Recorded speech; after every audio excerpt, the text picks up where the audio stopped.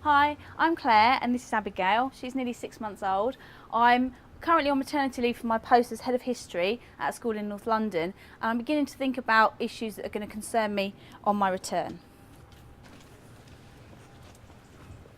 I'm Amanda Brown and I'm the Head of the Employment Conditions and Rights Department at the NUT.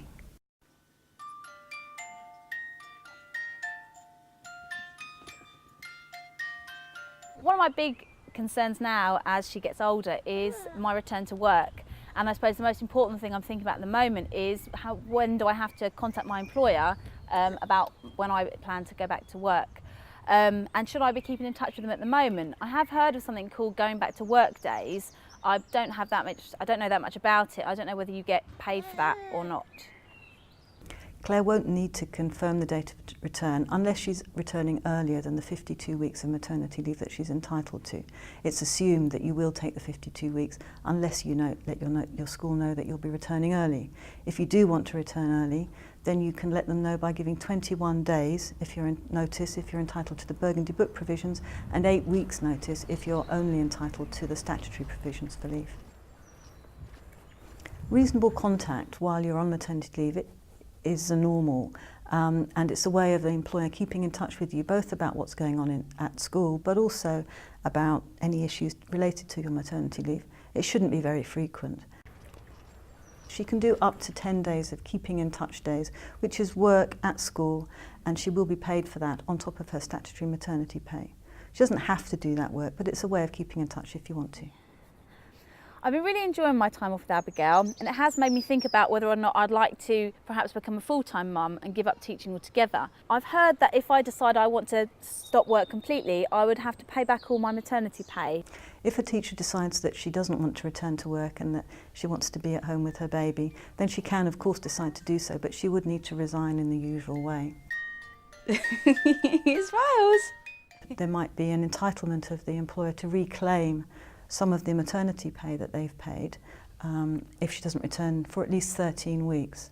And that would be the 12 weeks of half pay that she's received. No statutory maternity pay can be reclaimed. It's only the Burgundy Book entitlement that can be reclaimed by the employer.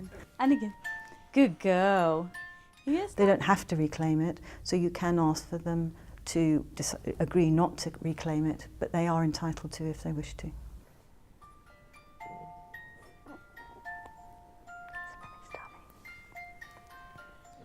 My intentions are to return to my post as Head of History. However, I am concerned about the workload that I have to take on and trying to be a mum at the same time. And I wondered whether or not I'm entitled to ask for a discussion about part-time work and who I should go to discuss that matter. Any teacher's got an opportunity to ask to return part-time or on some other sort of flexible basis. There's no entitlement as such necessarily for that to be granted, but certainly you can request it. So think about what you need, put a proposal together. You know your school and you'll know how that might be accommodated. See if you can arrange a meeting with the head teacher, but if necessary get some advice from your union rep as well as to how to approach that. Certainly any request that's reasonable should be properly considered and only refused if there are really good reasons for that. I plan to return to work in September at the start of the new academic year, so things like my timetable would have already been decided for me, and it did make me start thinking about other issues to do with directed time, things like twilight insets and parents' evening, and the issue that's going to throw up with childcare. Many people outside education think of teaching as being a flexible job, but of course it's not. The demands of the school day with early mornings and sometimes evening meetings and school trips, inset days, can be very demanding. Whee! Make sure that your head teacher is aware of your childcare needs.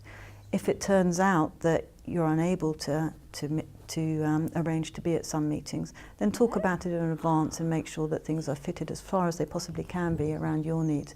You do have a right to be taken into account. Do you like that?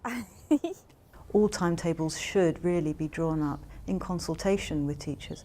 So it's good that a teacher should contact the head teacher and say that they're available to discuss those things. In particular, if you're worried that you've got a heavier timetable or there's any other detriment and you think that's because of being on maternity leave, then you definitely need to get other advice as well.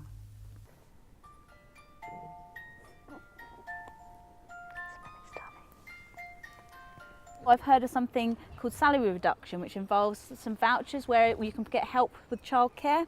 I'd be really interested to know anything about that because it's all very complicated. Salary sacrifice scheme is something that many teachers are interested in. It's a way of taking a certain amount of your monthly pay and instead of receiving that on a taxed basis, receiving the same gross amount, for example, as childcare vouchers. So for example, if you agree to sacrifice £50 gross a month of your salary, you will receive £50 of childcare vouchers without paying tax on those. I'm currently head of department, but in the future I think I'd like to develop my career, but I'd also like to have another child. So it raises issues of, well, how will having another child affect my chances of promotion within my current school? Another financial issue that I came across was the issue of my pension. The fact that I've been paying reduced rates into my pension because of my reduced pay, does that affect at all how much I can claim at the end when I decide to retire? While any teachers taking maternity leave and getting paid, then they'll also be making pension contributions. So there'll be no impact on pension that's received on retirement for that period of time where there's been maternity pay. However, if there's any period of unpaid leave, that won't be counted for pension rights. So in fact, that won't be taken into account in the final pension. In relation to promotion, of course, there should be no impact at all on a teacher of taking maternity leave. And any teacher who thinks that perhaps they've either been passed over for promotion or there's been any other detriment in terms of their working conditions really should seek advice from their union. Whee!